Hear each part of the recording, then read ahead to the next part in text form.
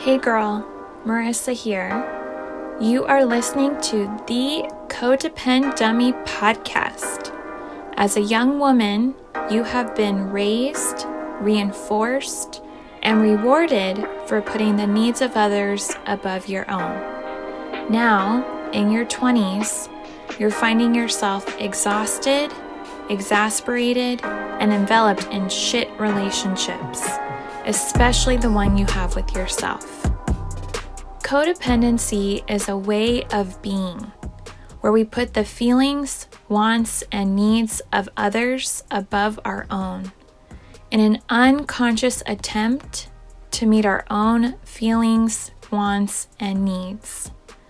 Sorry to break it to you, sis, but that is not sustainable. This podcast is to help you undo all that so you can stop playing small and start taking up space, you dummy. Let's get to it. Hello, everyone, and welcome back to the Codependent Dummy podcast. Today, my guest is Lauren Worley. Lauren is a mental health therapist located in La Crescenta, California, and she's licensed in California, Massachusetts, and Michigan. She is passionate about using Brainspotting to help clients who are stuck in a talk therapy rut. Lauren works with youth and young adults, many who are exploring who they might be in terms of gender, sexuality, and life and career paths. She runs a group practice and has 2 associates who specialize in couples therapy and sports performance. Lauren, thank you for coming on the podcast. Thank you for having me. I'm excited to be here. Awesome. All right. So we'll start with the typical 2.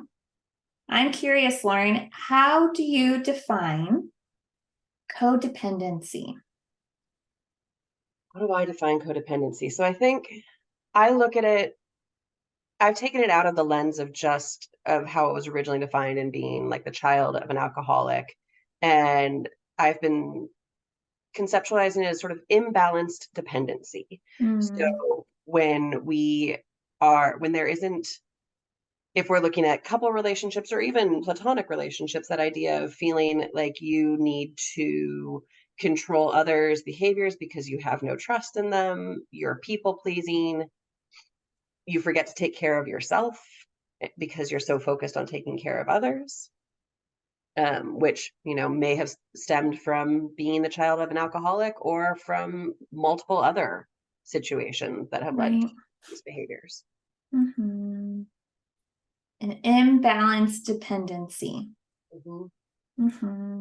And you said it so right. It's just this list on a common like behavior or pattern.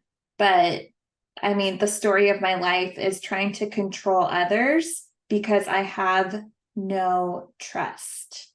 And it took me, like, I didn't know that for a long time. I had no idea how distrustful I was of people. We don't realize that trust plays such an important role in having a healthy relationship.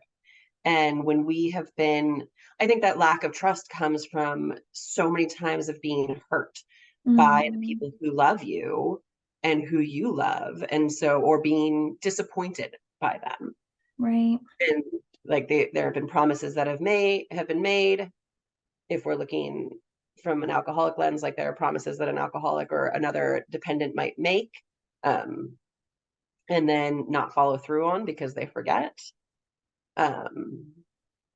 And so we start to have this lack of trust, and we just need to be in control because then we know it will happen. Then we know it will work out. Right. Yeah. The lack of clarity, the uncertainty. Yeah. Let me just, people please, take care, do what I can to have the most predictable outcome. Yep. Yeah. And I'm curious, do you have a codependent experience or relationship from your own life that you can share with us? So I feel like I'm kind of going through that right now Mm. with my husband. And I asked him before I spoke about this, and he gave permission because we've been having a lot of conversations around it, trying to get past that lack of trust.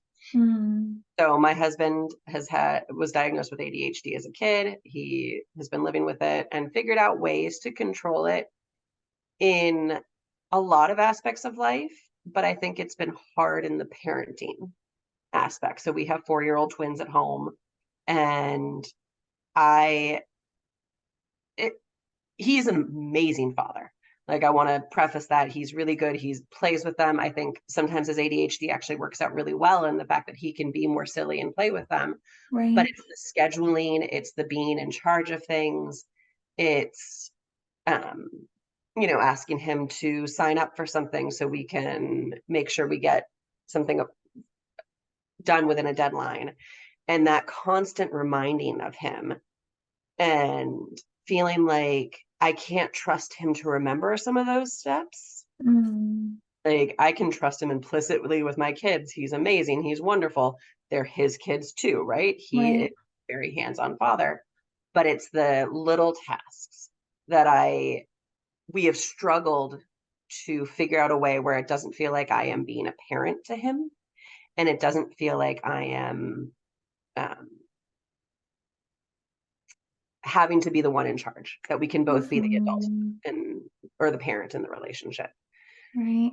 And so much so that I'll sometimes forget to take care of myself because I have this long list of things, and then it's also I have to make sure he's done these things too. Mm. And like I said, he's been working on it, we've been working on it. I think we have come to a place where it feels where there is less resentment now than there was. And Mhm. it's partially my own work in learning to say, no, he will figure it out. And if he doesn't, then we'll deal with that when it happens. Um, a book that's not at all related to codependency, but I think is really amazing, is The ADHD Effect on Marriage, and has helped me to recognize my own um, role in the codependent aspect of ADHD. Mhm. And I am very type A, and so I feel like I need to be in charge, and he is not. Right. Mhm. So I'm hearing like your behaviors have been, or yeah, just like the consequences of this, like, I don't know if we go on like the definition, like this imbalanced dependency, um, how does that play into like what's happening with you and him in this dynamic? Like he's overly dependent on you technically. On Yeah, reminding him, yeah, right. or me being in charge of all the things. Um, Mm-hmm. he actually just called me out on that this weekend, or for this weekend, because I'm going to be in a training all weekend. And I was asking him about what he was going to do with the kids. And he was like, let me just make sure I have the plan.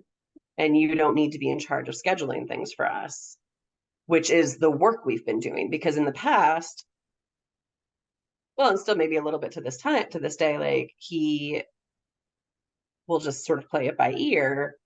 And I have felt like I need to control that. You're not allowed to play it by ear. You have to Mm, have a plan. right. But in reality, no, he can. And so growing my own imbalance and feeling like he needs to be dependent on me making the schedule Right.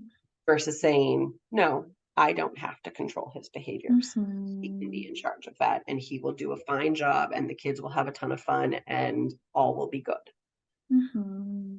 Yeah. But there was a period of time where I think he did expect all of the planning, all of the scheduling, all of the seeing the different grandparents and all of those things to be on me.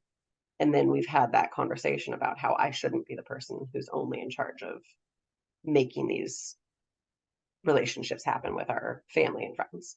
Right. Because then, you noticed, or right, these behaviors came or were the consequence where you were, what, like you said, I forgot to care for myself because you just have this whole other agenda that you have to take care of, which is his parenting tasks. Resentment built, right? unknowingly, unintentionally by you. And yeah, now you're having to like relinquish that, which is easier said than done after 4 years, Right. right? Of taking on this role. Like you said, like it helped you understand your role. Um, the book helped you understand like your role, like with his ADHD. I'm botching it, but you said something like that. Yeah, I think the book helped me to figure out how I was, I think, using his ADHD as a crutch and as permission for this codependent relationship. Mm. When in reality, like, and it was permission to have the lack of trust, which is based in so many different things from my past, right? But Right. that book was letting me see, no, he is, well, I have always seen that he's a wonderfully capable father. But that book was helping me to see how I was taking away his ability to show that. Mhm. Yeah. Yeah. That's, Lauren, I really appreciate you sharing this example because on this podcast, a theme has been how codependency is not just the alcoholic husband and his enabling wife.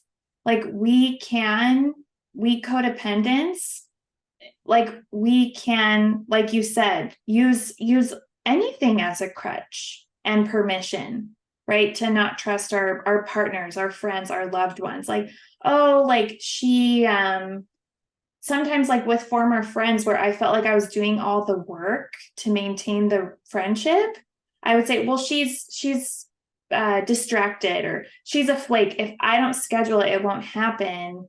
When really she just wasn't parts of her, like she just wasn't able to be a good friend. But yeah, I was doing all the work, so we stayed friends for way longer. Yeah, so we can use anything as the crutch. So yeah, I appreciate that example. It's a good proof that it's not just an alcoholic and a dependent or codependent wife. Right. And I think that's why I Mm-hmm. spent so much time reframing it away from just that original definition of what codependency is. Mm-hmm. Yeah. All right. Well, in your bio, we learned that you are passionate about using brain spotting. I don't know a lot about it. I don't know if many of our listeners do. So we'll just start with what is brain spotting, Lauren? Brainspotting is amazing. So Brainspotting was developed in 2003 and it was born from EMDR. So I'm imagining most of your listeners have probably heard of EMDR. It's one of the more popular ones, interventions. And it is based on where you look affects how you feel. So if you've ever been thinking about something and you notice that you were just staring off into a spot and then 10 minutes later you sort of check into yourself and you realize you just had all this processing happen. And it's like, wait a minute, I was thinking about this one thing and you just got all this clarity. Mm-hmm. We call those brain spots. So in therapy, we will help a brain spotting therapist will help you to do deep trauma processing, but it also works for a lot of other things. And you'll find it's a somatic intervention, so you're going to find where you're noticing it in your body. Mm. And like many people will probably notice if they're talking about a certain traumatic event or a certain experience that they can feel something stronger in their body. And Right. depending on where you look, it will feel stronger or weaker. And it's using that eye position to help connect the brain and the body, which is already connected. We're all one unit, and help to deeply process. So brain spotting says the client, your brain, you know how to heal. We're going to help you do that healing. Mm. It is, for clients who've never experienced it, is a very different therapeutic experience. So instead of the talk therapy where there's that back and forth between you and the therapist, Right. I am doing a brain spotting session. I'm not talking much. I'm letting you do that processing. We're getting you into the subcortical part of your brain. So when we do talk therapy, we're up in the prefrontal cortex, the neocortex, which is where we do our thinking and our processing. But brain spotting goes into the subcortex, which is Mm-hmm. where to be a brain nerd for a second, it's where your amygdala and your hippocampus are. And the amygdala and the hippocampus are where our feelings and our emotions and memories lie. So Right. brain spotting skips that prefrontal cortex. It skips the talking that we can do so well and that we use as a crutch to actually delve into the work. Like I know when I'm in talk therapy, there are things at the back of my head's like, you really need to be talking about this. And I won't. I won't go there. Mm, My prefrontal cortex is online and says, no, I don't want to go there. I don't want to talk about it. It's not going to happen. right. You But when override. Yeah. Mhm, exactly. So when I'm doing a brain spotting session, suddenly I'm talking about things. I'm like, oh, all right, here we are. This is what this connection is. And it makes these deep connections and you can process so much faster.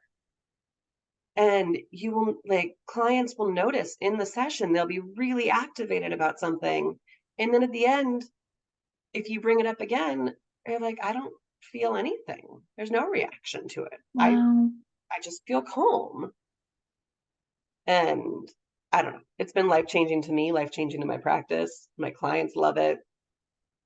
It's Mm-hmm. really Yeah, beautiful. no, I mean, as you're talking, so two things I notice. One for me, I have totally done the I need to mention this to my therapist right now. I don't want to mention it. She asked me about how the holiday went. So we'll just go with that, right? Even though there's this glaring memory or fight or argument that came up.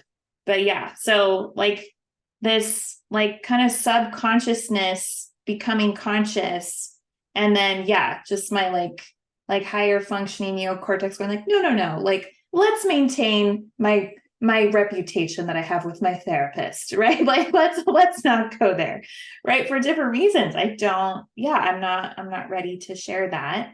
So yeah, I've totally experienced that. So it sounds like brain spotting is able to, yeah, like help mute the override. So you do access that because obviously I need to, if I'm thinking I need to mention it, but then there's this internal battle. And then second, I haven't done brain spotting with patients, but I know for a fact, um, yeah, sometimes like I will be talking through something with a patient and they stare off, and it'll be for 30 seconds or really like it might get closer to a minute. And in traditional therapy, like I don't know if that's, I sense like I'm like, okay, like what are they thinking? Like where are they going? I've learned to be able to tolerate that, but I think in more traditional forms of therapy, we would disrupt that. Like, where's your mind right now? Right. So I would interrupt whatever that deeper process is that's going on. So with brain spotting, you really just give that space. Let them stay there. So Wow. and so that staring off is called a gaze spot. And that comes up a lot. I have clients who only use gaze spots. Wow.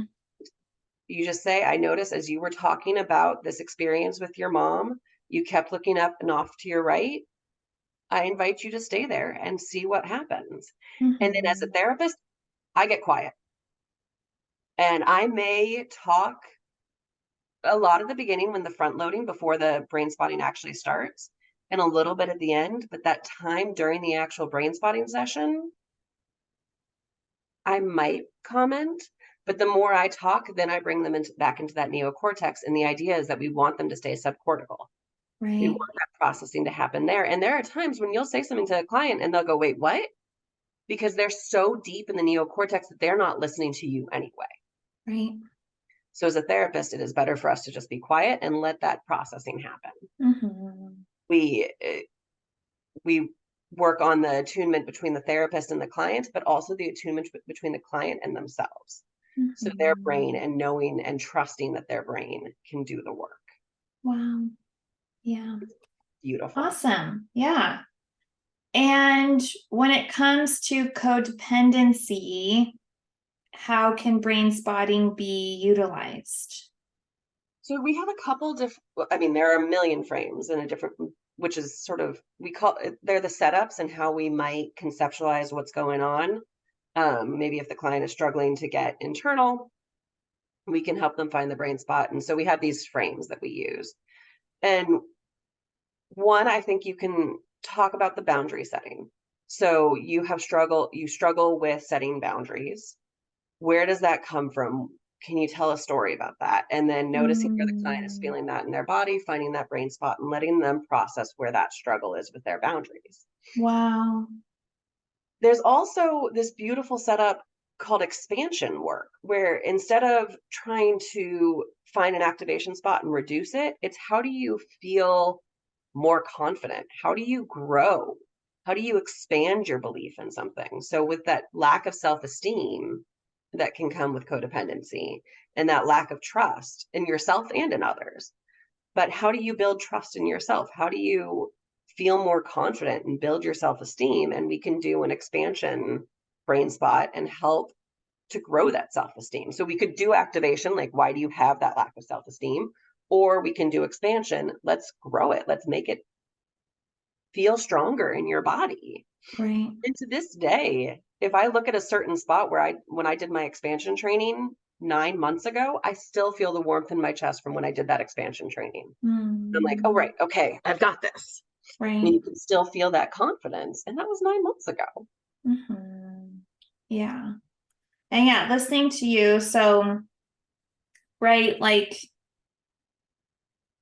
I would argue that most of us codependents, if boundaries are an issue, hopefully we can look back and look at times when we either struggled, or I've shared about this before on the podcast, but I remember I was little and I was eating at a restaurant with my mom, and like a classmate's dad was oversharing with us. He just walked past our table about his divorce.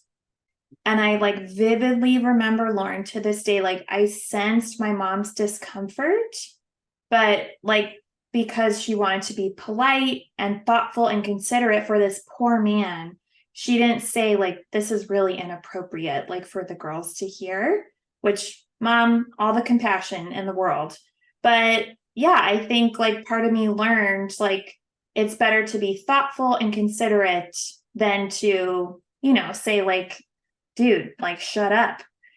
And which, at times is appropriate and other times it isn't. But like if in a brain spotting session, right, for me to work on that, and really get I could sense her discomfort. So obviously I have discomfort.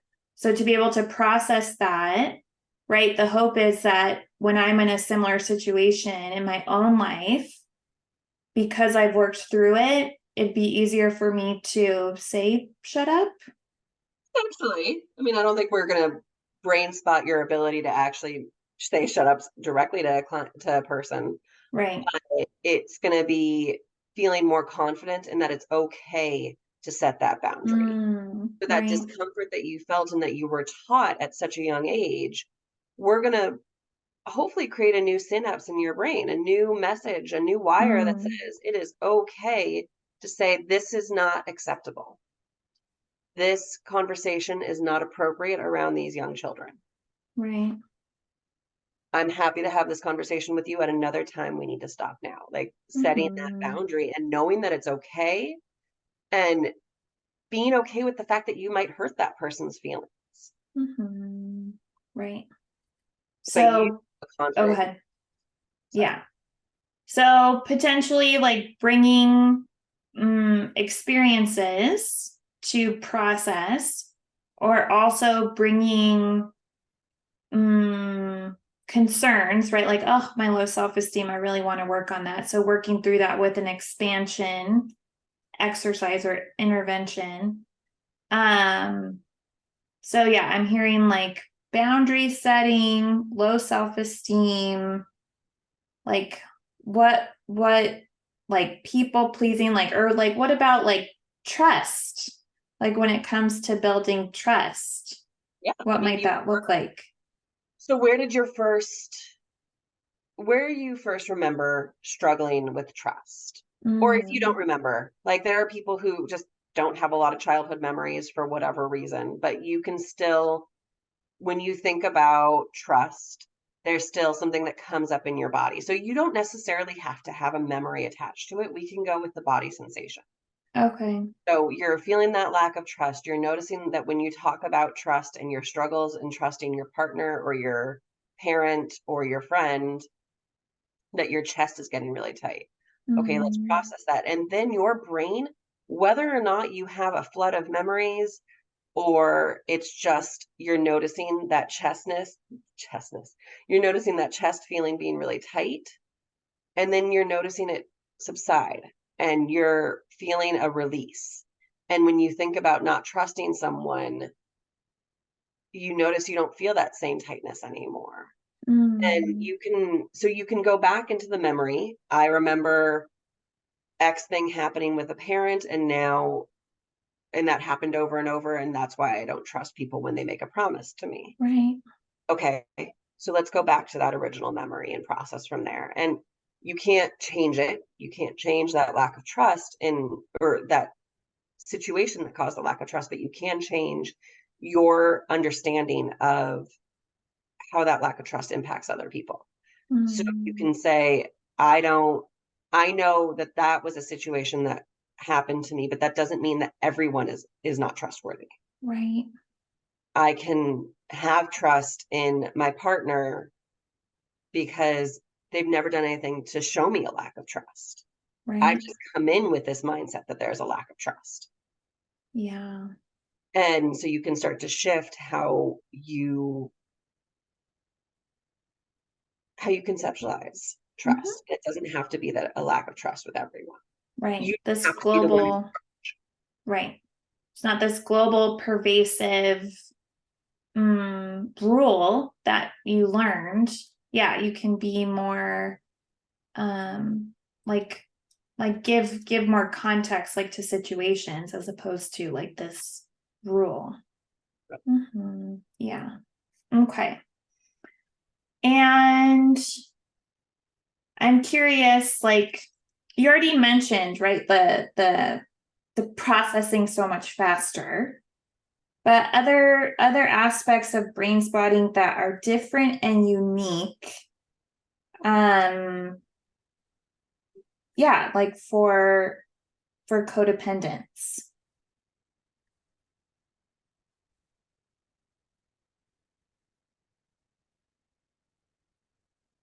I think if we go into the people pleasing and that, that idea that we were both talking about where we can bring something to our therapist, or we can think we should bring something to our therapist, but we choose not to bring it up. You said because you want to maintain that image that your therapist has of you, right? That people pleasing. And brain spotting says, oh, but you don't. I never have to hear a word from my clients. Some of my clients do not say anything. I have one Mm, client who processed a whole bunch of things. I still don't know what they processed, but wow. they had a lot of success. They have since graduated and they're doing really well. And I have no idea what was processed. We never talked. Wow. It was not something he wanted to talk about, but he was still able to do that. So that people pleasing that can happen of like, I don't want to bring this up because I don't want my therapist to judge me or to look at me differently. Brain spotting gets past that. Right. And on the other end, I think there's a people pleasing that can happen with brain spotting because you want to do it right. And you think you're not doing it right. And I have clients who've come to me before and been like, I feel like I'm doing this wrong. And you're not. Mm, Like anyone who's interested in doing brain spotting, I promise you, you are doing it right. As long as you're not trying to have complete control over what's going on and you're letting your brain do the work.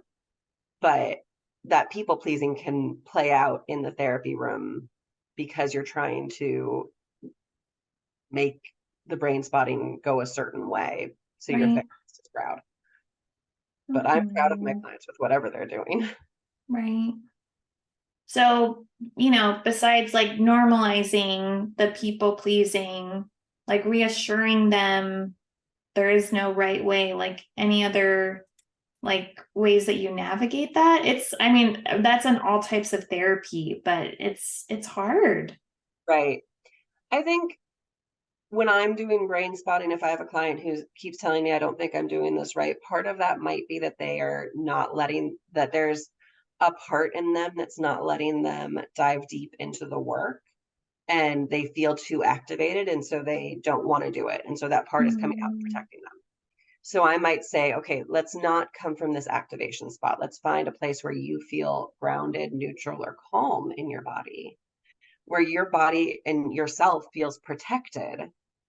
And then let's go to the thing that you wanted to process. So you were talking about this trauma with your dad when you were 10, and you feel like you're not getting anywhere. Okay, let's put that aside. Where do you feel right now grounded, neutral, or calm in your body? Okay, where do we find that point? Now mm, we found this place where you feel really grounded. Can you go back to that trauma with your dad when you're 10? And then suddenly they'll be letting themselves go in because they feel more protected, because there's a cushion right. around it, essentially. Yeah. There are very deep, various levels of resourcing that we can do with the client. So if it really feels like too scary of a thing, you don't have to go in from an activation spot.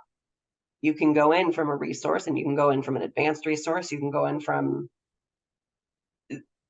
various ways of resourcing, including you covering one eye, and you'll notice your activation goes down. Looking further Mm, away, looking beyond the pointer, or looking in front of the pointer, and your activation goes down. right. Yeah. And then going back to what's different and unique. So processing faster, brain spotting offers a form of treatment that can cut through, right, the fear of judgment or people pleasing your therapist. I mean, we did also talk about like the it's quicker processing, but also like deeper, Mhm. right? Like Yeah. deeper insights or access to that. Like, I don't know, can you say more about that? Yeah. So if we're recognizing that brain spotting gets into the subcortical part of our brain, so to the part where the memory is stored, and we are healing and rebuilding synapses there, and we're learning how to look at something differently. If we go straight to the subcortex, we're going to learn it deeper and faster and stronger. It's going to be when you've learned something in therapy with your therapist and it's just been through talk. There are times when maybe you'll hear something and you'll be like, oh my God, that's amazing. And then 2 days later, you'll be like, wait, what did my therapist say? You don't Right. remember, it doesn't click, right? But brain spotting, because it's your brain coming to these conclusions. It's not the therapist giving you some insight. It's your brain coming to that conclusion on its own. It is more likely to remember, and it's more likely to make a long-term shift. Mm, And so, yes, there are things that keep coming up in brain spotting sessions that I've been talking to clients about for over a year, but every single time it's deeper and different. right. And we notice more connections, and we notice, oh, this is related to this. Mm-hmm. And it's never an exact repeat. And I know as a therapist, when I'm doing talk therapy, there are times when I feel like I've had the exact same session with a client 4, 5, 6, 100 times. Right. Brain spotting, I never feel like that. Like, Mm, even if they say, okay, I want to work on this particular trauma, every single time something new comes from it, right. because they've healed whatever came up the first time, Right. or they've closed the chapter on it. Maybe they haven't healed it, but they've at least gotten to a point where they can sit with it without the pain. Yeah. Wow. And right, if a codependent is thinking about seeking brain spotting, what should What should we be mindful of? Well, I think that that conversation we were having about the idea of like trying to please your therapist, and that people pleasing and is something that could definitely come up. But if you have a good brain spotting therapist, they're going to help you get past that. Mm-hmm. I think a lot of the issues, like, having a lack of boundaries in session, isn't going to come up in the same way because you're doing the work yourself. It's our brain. I don't know. I just lost what I was saying there. We're doing the work ourselves. Well, that makes me think that I know initially I've talked about this on the podcast before. My first therapist, I remember writing him a card after we've been working together several months, and it was basically like, sorry, I'm not getting better. I felt bad. And there was a decent amount of me coming to him and seeking advice, input, just tell me what to do and I'll do it, and then maybe not doing it. But with brain spotting, like you said, we're doing the work. So there's not as much dialogue or as much, like I can't do as much pleasing. I can't do all the homework that you've assigned because it's really self-led or like self-guided. Because there is no homework. I mean, you will continue to process for a couple of days after a brain spotting session, but you can't even control that.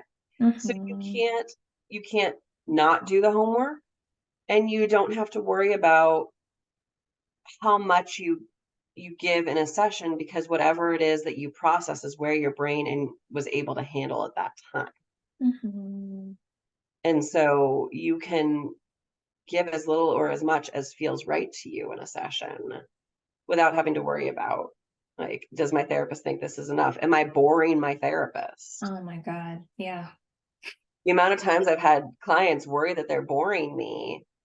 And it's like, no, you're doing your work and you're doing it at your pace, and that's great. And that's beautiful, and you're in charge. Yeah.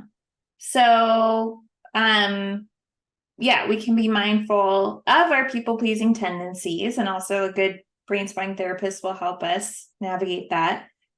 And also we can be mindful of how self-led and self-guided brain spotting is, which actually really might help combat a lot of our codependency, because we're so, I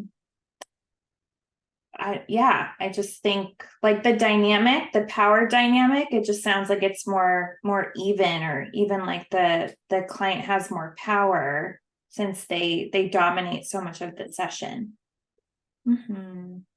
Other things to be mindful of with brain spotting.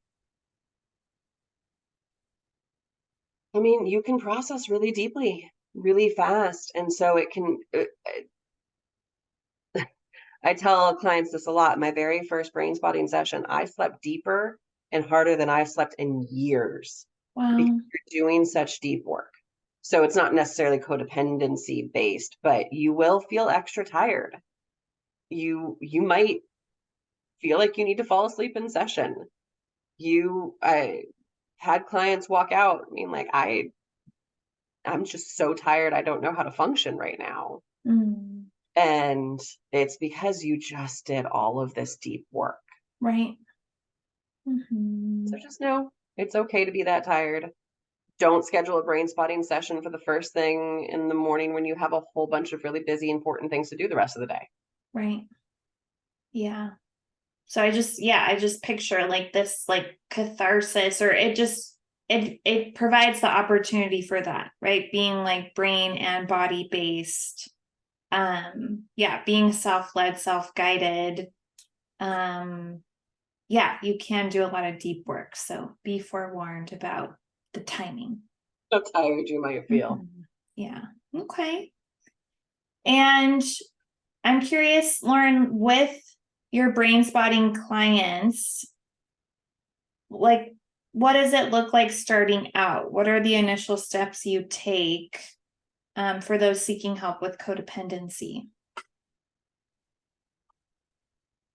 I think I'm not sure if it's unique to those seeking help with codependency so much as this is how brain spotting starts. Mm-hmm. I'm going to do a front loading session with you, so, or not session, front loading at the beginning of a session. So talking about what it is you want to get healing from, um, helping you to bring that up, trying to find some activation.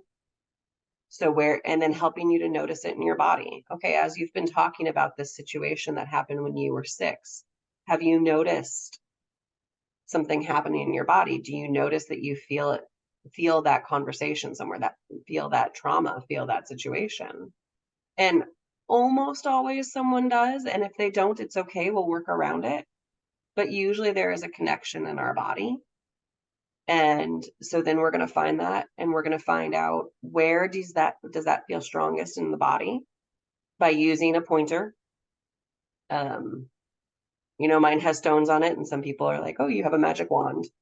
And so we'll say, okay, you notice that in your chest. You notice that when you think about it right now, it's a 4. If you look over here, does it feel stronger? Or in the middle, does it feel stronger? Or on your left? And there's going to be a place where that feeling in your stomach and that 4 feels actually more like an 8. And it's going to be bizarre.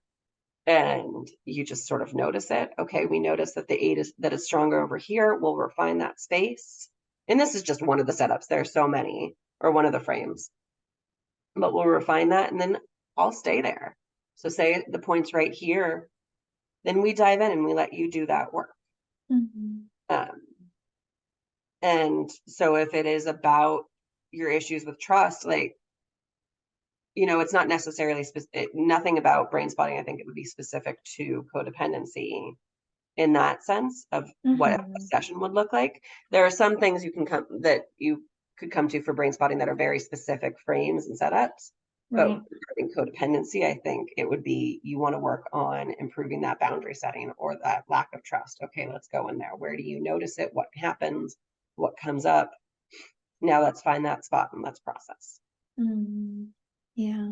And at the end, we might spend a few minutes processing what came up for you, but you'll go almost to the end of a session. Mm-hmm.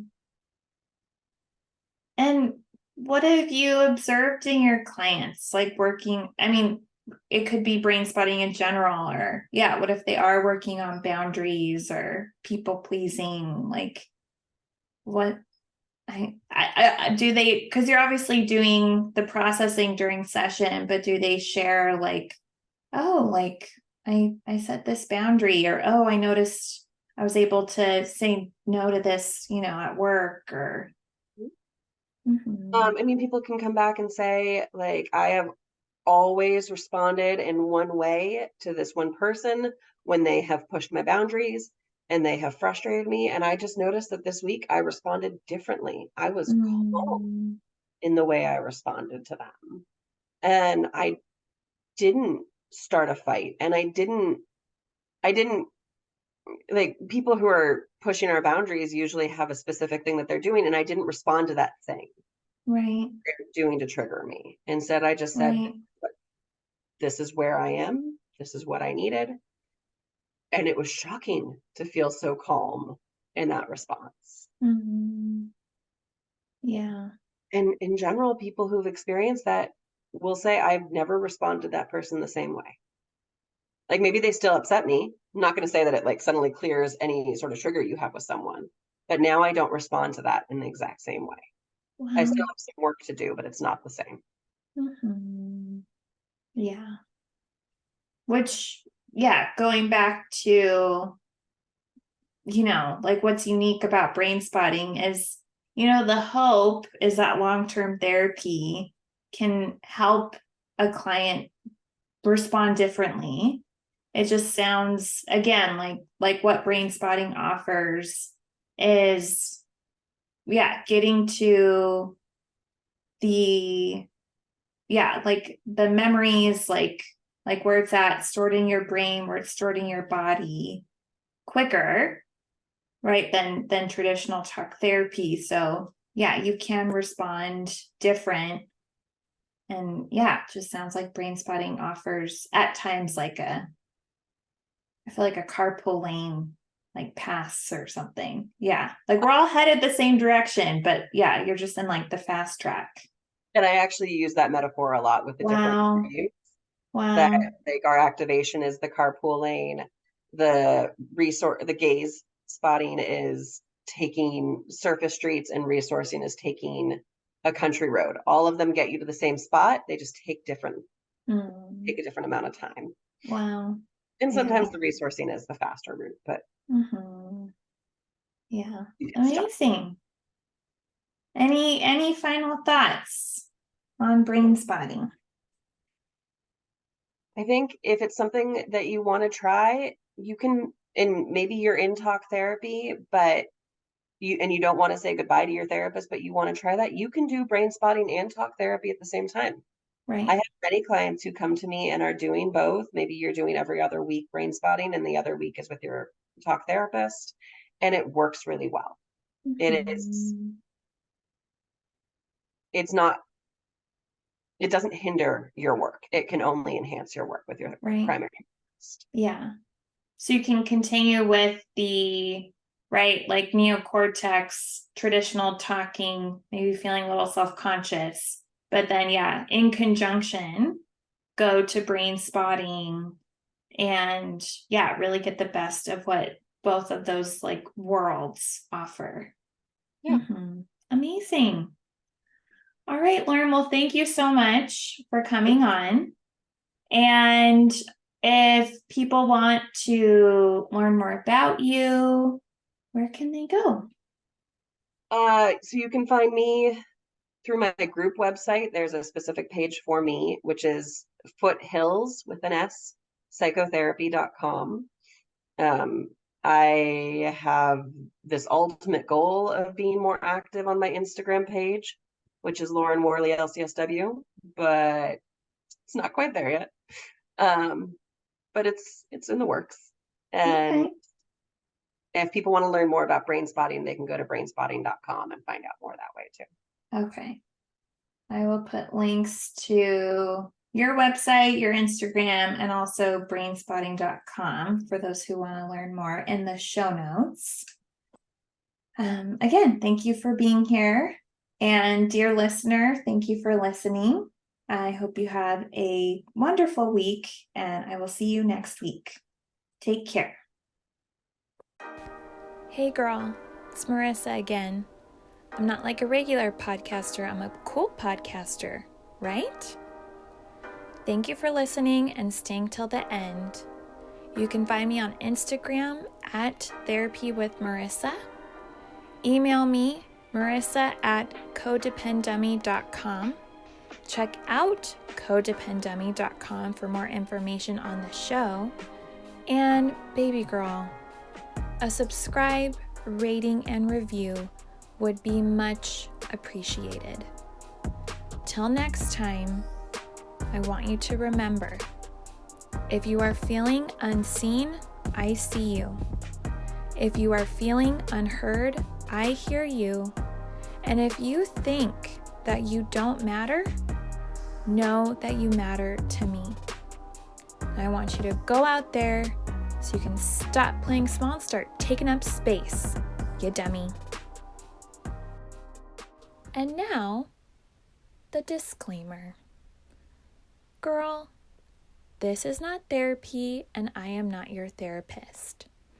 This podcast is designed to provide accurate and authoritative information in regards to the subject matter covered. It is given with the understanding that neither the host, publisher, or guests are rendering any legal, clinical, or other professional service.